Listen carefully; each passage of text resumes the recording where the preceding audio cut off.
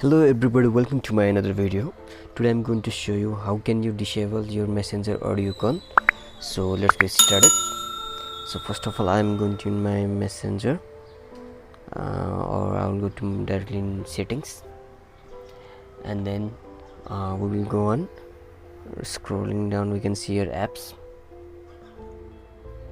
After that we will go on our manage apps, and then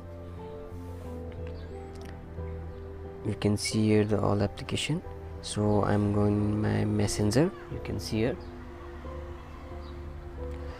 After that we will go on app permissions, and then we will be turning off this phone and microphone. We will turn off this and microphone.